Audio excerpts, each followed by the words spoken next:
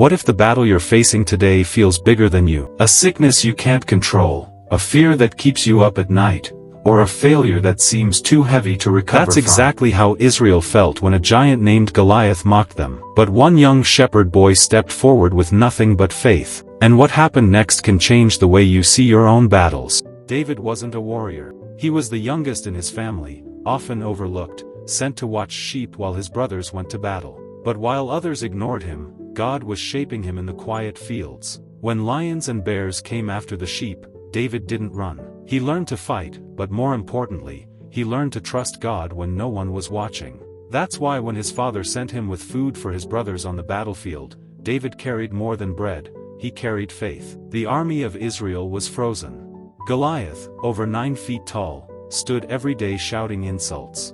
No soldier dared step forward, but when David heard him mock the name of God, he couldn't stay silent. His own brothers mocked him, "You're just a boy, go back to the sheep." Even King Saul doubted him, "You're too young, too weak." But David said something powerful, "The Lord who rescued me from the lion and the bear will rescue me from this giant." David refused armor, it didn't fit him. He walked out with only his sling and 5 stones. To the crowd, it looked foolish. To Goliath, it looked laughable. But David declared, "You come against me with sword and spear, but I come against you in the name of the Lord Almighty." Then with 1 stone, he struck the giant, and Goliath fell face down.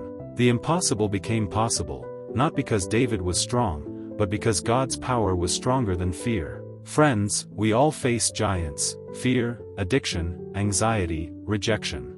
Sometimes, the voices around us say, "You can't do it. You're not enough."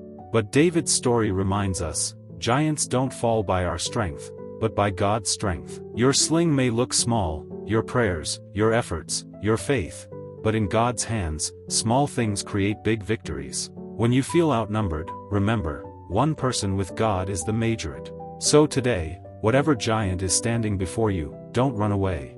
Stand firm. Pray. Believe. God hasn't abandoned you, He's preparing you for victory. If this message spoke to you, share it with someone who needs hope today. And if you want more Bible stories explained in a way that gives you strength, don't forget to like, subscribe, and comment Amen below. Because just like David, your giant will fall.